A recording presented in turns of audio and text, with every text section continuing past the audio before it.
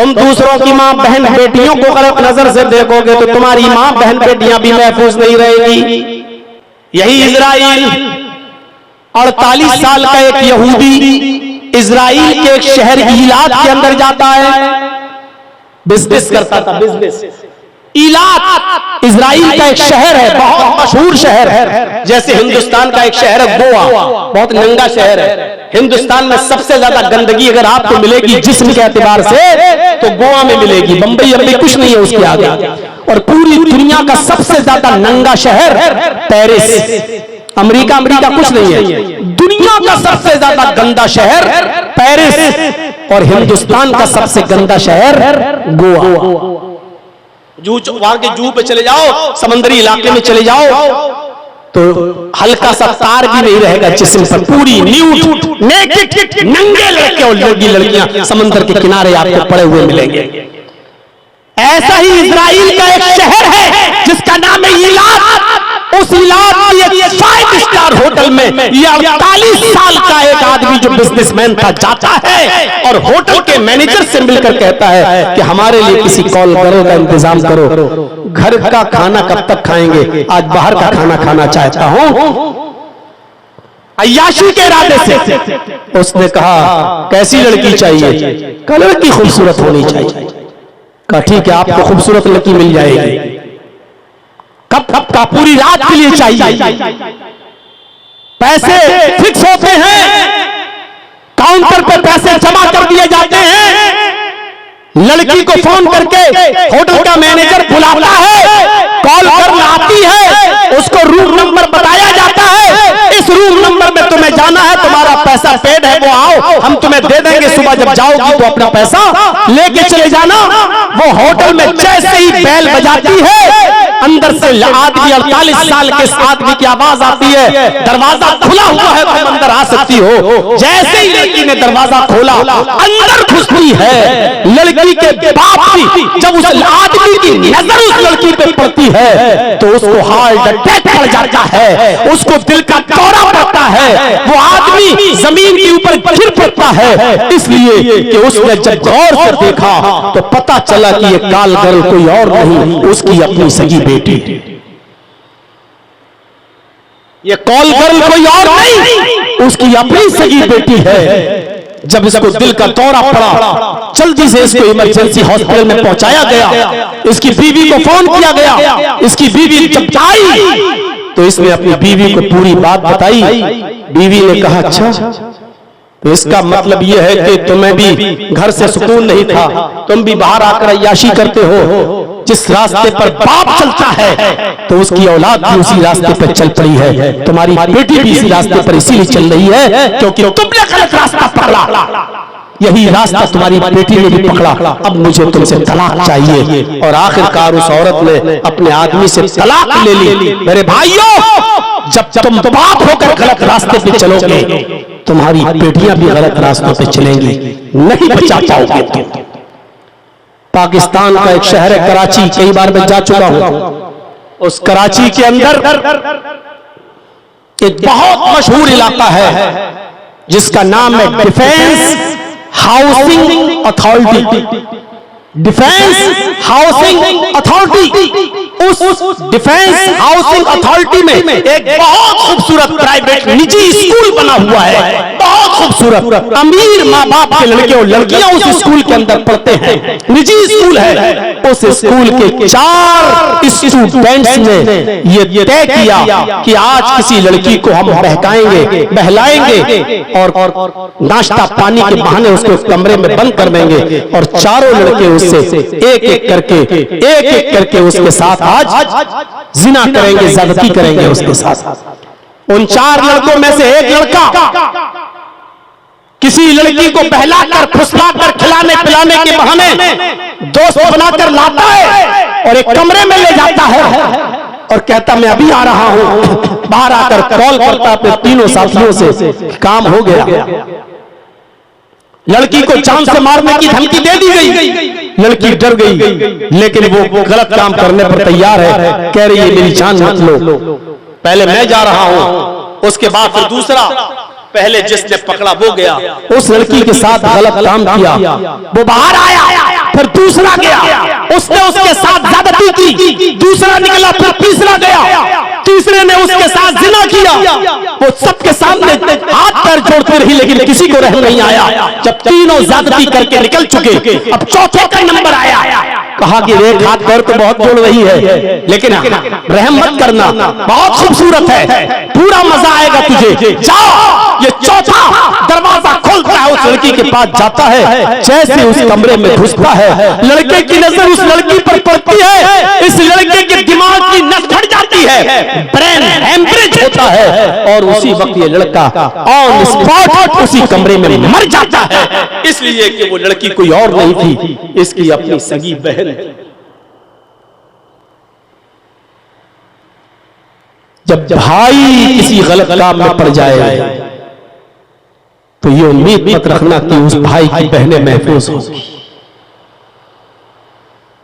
कह दिया जो कहना था।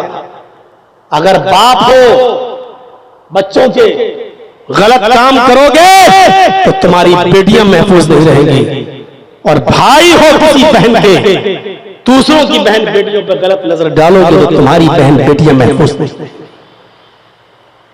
जाओ, तकरीर खत्म करो, जाकर तकरीर मोबाइलों पे बात, और बताओ अपनी गर्लफ्रेंड को कि मौलाना साहब ऐसा ऐसा बोले थे। मुझे मालूम है कि इतना सख्त सुनने के बाद भी बेशर्मो तुम्हें शर्म नहीं आएगी, बेहयाओ तुम्हें हया नहीं आएगी, बेगैरतो तुम्हें गैरत नहीं आएगी। इसके बावजूद भी तुम इस गलत हरकत को छोड़ नहीं पाओगे। तुम अपनी गर्लफ्रेंडों को छोड़ नहीं सकते, और तुम्हारी चुड़ैलें, तुम्हारी गर्लफ्रेंडें, तुम्हारी चूहियां तुम्हें नहीं छोड़ सकती हैं, क्योंकि तुमने उनको अपने प्यार के बंधनों में ढार से देकर बंधा रखा है। लेकिन याद रखना, तुम दूसरों की बहन बेटियों के साथ गलत काम करोगे तो तुम अपनी बहन बेटियों के साथ दरवाजा खोल रहे हो। और इसी को कुरान ने कहा है, ला तक़रबुज़ ज़िना इन्नहु काना फ़ाहिशतन व साअ सबीला। जिना के करीब मत जाओ, ये गंदा रास्ता है। फ़ाहिशतन व साअ सबीला, ये गंदा रास्ता है। आप जिस रोड पे चल रहे हो ना, समझते हो कि मंजिल पे पहुंच जाएंगे, नहीं। जिना का जो रास्ता, जिसको आप समझ रहे हो कि मैं किसी की बहन के साथ जिना कर रहा हूं, जिस रास्ते पे आप चल रहे हो, इसकी आखिरी मंजिल तेरी बहन और बेटी है। तू जिस सड़क पे चल रहा है, इस सड़क पर तेरी बहन और बेटी का घर मौजूद है। तू जिस रास्ते पे चल रहा है, वहां तेरी बहन और तेरी बेटी का घर है। इसलिए याद रख, कुरान ने इसको गंदा रास्ता कहा है, गंदा रास्ता। इसीलिए रास्ता कहा है कि जिस रास्ते पे तुम चल रहे हो, ये रास्ता तुम्हारी बहन और तुम्हारी बेटी तक पहुंच रहा है। अल्लाह के नबी सल्लल्लाहु अलैहि वसल्लम के ऊपर भी ऐसा वक्त गुजरा है, रात के अंधेरे में आप निकल पड़े, बेचैन परेशान हैं, भूख की वजह से करवटें बदल रहे हैं, आखिरकार उठ गए और बाहर निकल जाते हैं कि किसी सहाबी के ऊपर नजर पड़े और वो मेरी भूख को देखकर मुझे अपने घर ले जाए, 2-4 खजूरें खिला दे, थोड़ा सा पानी पिला दे, उसके घर में कोई चीज हो तो वो खिला पिला दे। अब बाहर निकल गए घर से, पैदल चल रहे हैं, क्या देखते हैं कि रास्ते में हजरत अबू बकर सिद्दीक चले आ रहे हैं। बुखारी शरीफ की रिवायत, अबू बकर सिद्दीक चले आ रहे हैं। हजरत अबू बकर सिद्दीक को देखा, आपने कहा कैसे आना हुआ, अरे अबू बकर इतनी रात में? हजरत अबू बकर ने जवाब दिया, अल्लाह के नबी, मैं भूख की वजह से घर से निकला हूँ, भूख लगी हुई थी, घर में कुछ था नहीं, मैं निकल गया, टहलने लगा, शायद कहीं कुछ मिल जाए। अल्लाह के नबी ने जो जवाब दिया, इमाम बुखारी उसको नकल करते हैं, कहा, अरे अबू बकर, अल्लाह की कसम, जिस वजह से तुम निकले हो उसी भूख की वजह से मैं भी घर से बाहर निकला हूं। अब 1 से 2 हो गए, दोनों भूखे हैं। थोड़ी देर के बाद हजरत उमर भी आ गया, वो भी कहने लगे भूख की वजह से घर से निकले हैं। अब ये तीनों लोग एक सहाबी के घर जाते हैं, पास में नजदीक में, जो सबसे नजदीक में जो घर था, वो घर था अबुल हैसम अंसारी का। अबुल हैसम अंसारी का मकान, दरवाजे को रात में दस्तक दी। अबुल हैसम ने कहा इतनी रात में कौन आया है, दरवाजा खोला, सामने अल्लाह के नबी, अबू बकर, उमर कहा अल्हम्दुलिल्लाह, माशाअल्लाह, इतने अच्छे मेहमान रात में, वो भी हमारे घर पर, आइए तशरीफ लाइए। अभी रात के 2 बजे हम अचानक पहुंच जाएं आपके घर में, पसीने आ जाएंगे। रात में अचानक बिना बताए हुए, आजकल तो जमाना अच्छा ना, फोन कर दिया, हाँ तो ठीक है, हमारे पहुंचने से पहले बन गया, बल्कि कह भी देते हैं बस पहुंच जाऊंगा रात में 1 बजे तक इंशाअल्लाह, हाँ थोड़ा सा खाना वाना बना लीजिएगा, इशारा होता है कि थोड़ा सा अच्छा। ये वहां ना मोबाइल का जमाना ना फोन का जमाना, अचानक और चेहरे पे खुशी मेजबान के, आइए कितने अच्छे मेहमान। आज तो आपका चेहरा उतर जाएगा और आपसे ज्यादा आपकी बीवी का चेहरा उतर जाएगा। एक कमीना रात ही को टपकने को था, अब किचन में जाऊं रोटी बनाऊं, किचन में जाऊं चावल उबालूं, भूखा चलाया, रात ही में आने को था। ये तीनों ने अपनी वजह बताई कि भूखे हैं हम लोग। आया अबुल हैसम, अगर तुम्हारे पास कुछ हो, जो भी घर में, तकल्लुफ नहीं, जो भी हो रख दो, और नहीं है तो कोई बात नहीं। कहा ठीक है। बगीचे में गए, खजूर का एक खोशा तोड़ कर लाए, कच्ची पक्की हर किस्म की खजूरें उसमें थी। अंधेरे में जैसे हाथ में लगी ले आए। आए अल्लाह के नबी, आप और आपके सहाबा इसको खाएं, मैं अभी आ रहा हूं। और गए और बकरी का 1 साल का बच्चा, 1 साल का बकरी का बच्चा उसको लिया और ज़िबह कर दिया। 3 लोग और पूरी बकरी उन्होंने ज़िबह कर दी, बकरी का 1 साल का बच्चा। खाना बनने लगा, थोड़ी देर लगी कि खाने के तरह तरह के आइटम बन गए, रोटी बन गई, दस्तरखान लगा दिया गया और सामने खाना रख दिया गया। उस जमाने में जो चलता था वो सारा खाना बकरे के गोश्त के आइटम बनाकर, रोटी वगैरह बनाकर तैयार कर दी गई, दस्तरखान लग गया। अबू बकर भी बैठे, उमर भी बैठे और अल्लाह के नबी सल्लल्लाहु अलैहि वसल्लम भी बैठे। अल्लाह के नबी की नजर जब इन नेमतों के ऊपर गई, गोश्त के ऊपर गई, रोटी के ऊपर गई, गोश्त के मुख्तलिफ वैरायटीज के ऊपर गई, तो आपकी आंखों में आंसू आ गए। बुखारी की रिवायत, अल्लाह के नबी सल्लल्लाहु अलैहि वसल्लम की जबान से जो जुमला निकला वो जुमला ये था, ला तुसअलुन्ना अन हाज़न नईम यौमल क़यामह। आए अबुल हैसम, यही वो नेमतें हैं जिन नेमतों के बारे में क़यामत के दिन अल्लाह रब्बुल आलमीन के यहाँ सवाल किया जाएगा। यानी हमने तुम्हें नेमतों को खिलाया था, तुमने अल्लाह का शुक्र अदा किया या नहीं किया। जर्जीस साहब के सामने या हम जैसे और मौलवियों के सामने आप आइटम रख दें तब भी सारी चीजें हैं माशाअल्लाह, बस चिकन फ्राई और होता तो और अच्छा होता।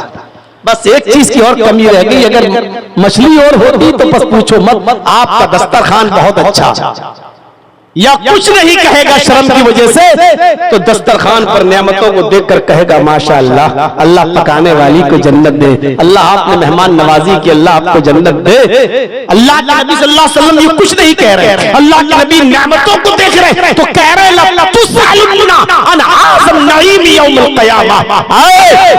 अबुल हैसम, क़यामत के दिन इन नेमतों के बारे में सवाल होगा। अल्लाह ने खिलाया, तुमने शुक्र अदा किया कि नहीं किया। और उसके बाद का मंजर देखिएगा मेरे साथियों, एक रोटी उठाई और उस रोटी के ऊपर सिर्फ गोश्त की 2 बोटियां रखी। एक रोटी और उस रोटी के ऊपर गोश्त की 2 बोटियां रखी। अल्लाह की कसम जर्जीस को नहीं मालूम कि उस रोटी का साइज क्या हो, हमें नहीं मालूम। उस जमाने में छोटी रोटी चलती थी कि बड़ी, हमें नहीं मालूम। आप हमारे यूपी में आ जाएं तो कानपुर से उधर जितना जाएंगे, इटावा, अलीगढ़, गाजियाबाद, बरेली, पीलीभीत, इस तरफ जितना जाएंगे तो आपको रोटी बड़ी मिलेगी, बड़ी रोटी बनती हुई मिलेगी। और इटावा से इस तरफ जितना आएंगे आप, कानपुर, लखनऊ और सीता, इस साइड में जब आप आएंगे, हरदोई वगैरह, सीतापुर, इस साइड में जब आप आएंगे बनारस वगैरह में, तो यहाँ रोटी आपको छोटी बनती हुई मिलेगी, छोटी छोटी। आपके बिहार में भी छोटी रोटियों का चलन है, छोटी रोटी बनती है। बंगाल के अंदर भी यही चलन है, छोटी रोटी बनती है। लेकिन अल्लाह के नबी ने जो रोटी उठाई उसका साइज नहीं मालूम, सिर्फ ये लफ्ज आया है कि एक रोटी उठाई और उस रोटी के ऊपर 2 बोटियां रखी गोश्त की और ऐसे मोड़ दिया और अबुल हैसम को दिया। क्या अबुल हैसम लिए लो, पकड़ो और इस रोटी को जिसमें 2 बोटियां हैं ये मेरे घर ले जाओ और मेरी बेटी फातिमा को पहुंचा दो।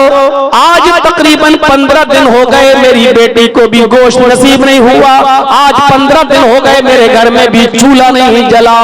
ये रोटी और ये गोश्त का थोड़ा सा सालन आज मेरी बेटी भी खा लेगी, जाओ ले जाओ। अबुल हैसम अंदर गए, कहा बीवी अल्लाह के नबी ने एक रोटी दी और 2 बोटियों का फातिमा को पहुंचा दो। इस रोटी में और गोश्त इन 2 बोटियों में फातिमा का क्या हो जाएगा? तुम बर्तन तैयार कर दो, टिफिन तैयार कर दो। उनकी बीवी ने कई रोटियां रख दी और गोश्त का पूरा प्याला भर दिया।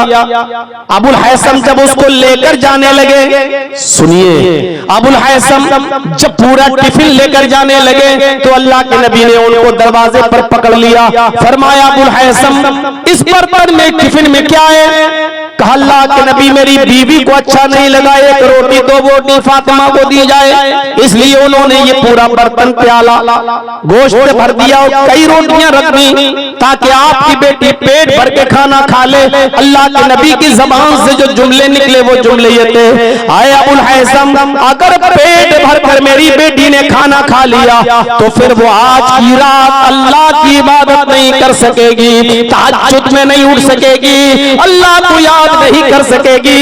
नींद रात भर आराम से खाना खाकर फिर रात भर वो आराम से सोएगी। इतना हम अपनी बेटी को नहीं खिला सकते कि रात में उठकर वो अल्लाह की हम्द बयान न कर सके, सना न कर सके, इबादत न कर सके, तहज्जुद न पढ़ सके। जितना मैंने किया उतना ही देकर आओ। अल्लाह के नबी को भूख से आजमाया जा रहा है, अबू बकर भूख से आजमाए गए, हजरत उमर भूख से आजमाए गए। हमारा तसव्वुर क्या है? एक दिन खाना न मिले, दूसरे दिन मौलाना साहब घर में बरकत नहीं हो रही है। बरकत का मतलब यह है कि आपके गुलछर्रे उड़ाने के लिए सारी नेमतें आपको मिलती रहें और सब कुछ, तब आप समझेंगे कि हाँ अब हमारे घर में खैर बरकत हो रही है। वलनबलुवन्नकुम बिशैइन मिनल खौफि वल जूअ वनक्सिम मिनल अमवाल, तुम्हारे मालों में नुकसान करके भी हम तुम्हें आजमाएंगे, तुम्हारे मालों में नुकसान पहुंचाकर भी हम तुम्हें आजमाएंगे। बहुत पैसा है तुम्हारे पास, बहुत माल है तुम्हारे पास, अचानक आग लग गई, माल में नुकसान हो गया, पागल हो गए। क्या है? बड़ी मेहनत से आपने बिल्डिंग बनाकर तैयार की थी, अचानक इजराइल और फिलिस्तीन की जंग में बम गिरता है और आपका बना हुआ वो 5 मंजिला मकान बुलडोज हो जाता है। या उत्तर प्रदेश की तरह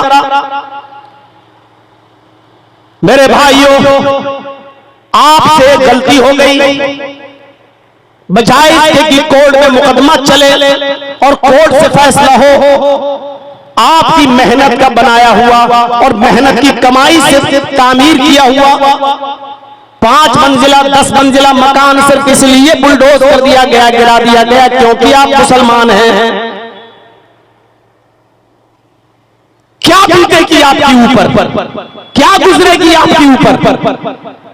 वनक्सिम मिनल अमवाल, हम तुम्हारे मालों में नुकसान पहुंचाकर भी हम तुम्हें आजमाएंगे।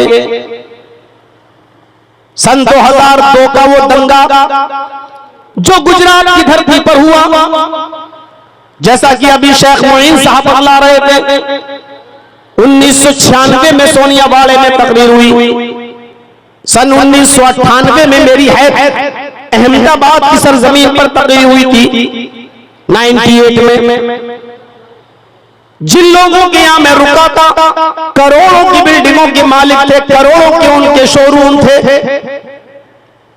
बेहतरीन मेहमान नवाजी की थी, और उस वक्त में एक नया उभरता हुआ चेहरा था, इसलिए उन्होंने अपने घर ही में हमको ठहराया था। करोड़ों का शोरूम, करोड़ों की बिल्डिंग, लेकिन 2002 के दंगे में बिल्डिंगें तोड़ दी गई, दुकानों में आग लगा दी गई।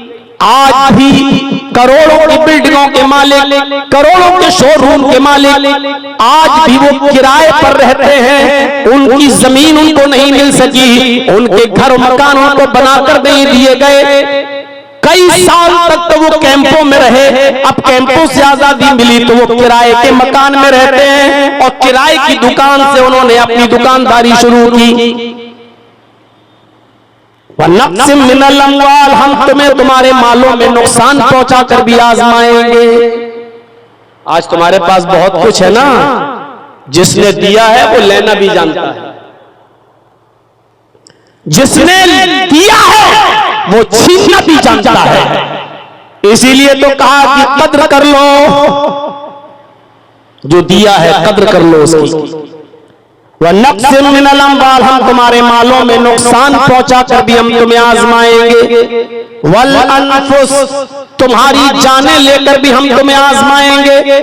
ऐसा माहौल देख लीजिए, 70,000, 80,000, 1,00,000 आदमी फिलिस्तीन के अंदर मार डाला गया, कत्ल कर दिए गए, बच्चे,